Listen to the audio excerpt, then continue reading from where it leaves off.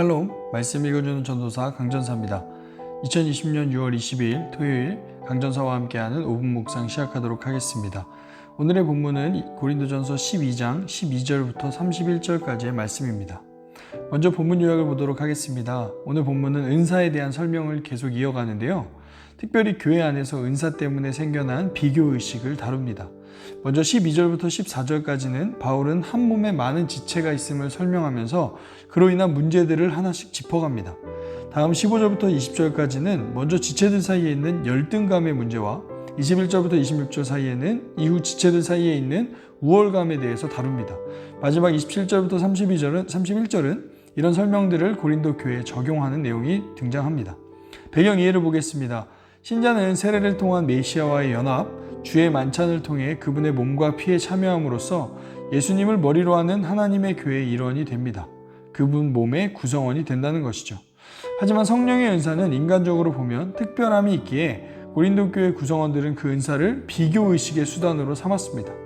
당연히 여기에는 열등감과 우월감이 존재했고 교회는 한 몸으로서 서로를 세워주기는커녕 분열하였습니다. 바울은 이것을 본문을 통해 교정해주고 있습니다. 본문으로 들어가겠습니다.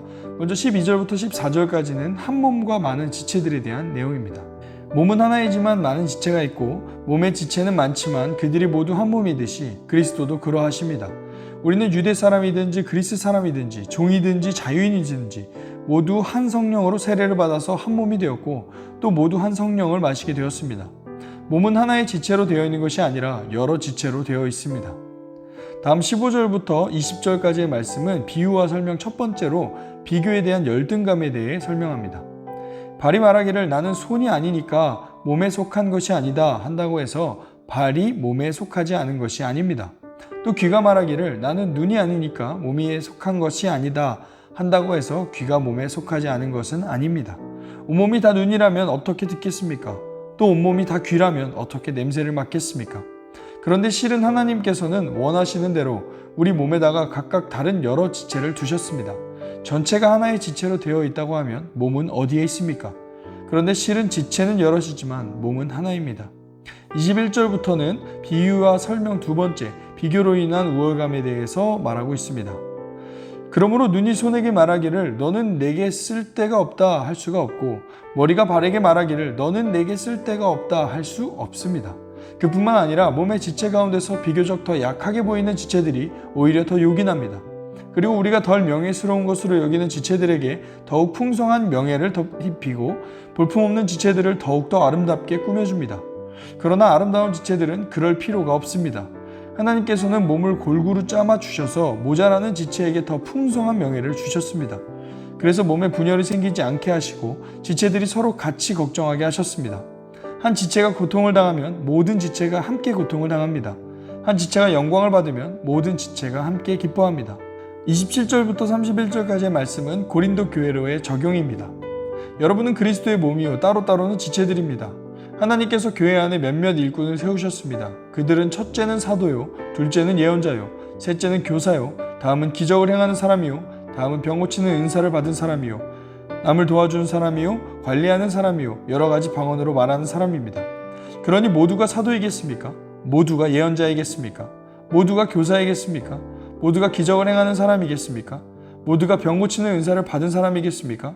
모두가 방언으로 말하는 사람이겠습니까? 모두가 통역하는 사람이겠습니까? 그러나 여러분은 더 큰 은사를 열심히 구하십시오. 이제 내가 가장 좋은 길을 여러분에게 보여드리겠습니다. 아멘. 오늘 본문을 통한 묵상 포인트를 보겠습니다. 먼저 질문하겠습니다. 여러분, 우리가 가진 눈과 손 중에 무엇이 더 우월할까요? 누구는 눈이 더 우월하다 여길 거고 누구는 손이 더 우월하다 여길 것입니다. 사실 이 논쟁은 쓸모없는 논쟁입니다.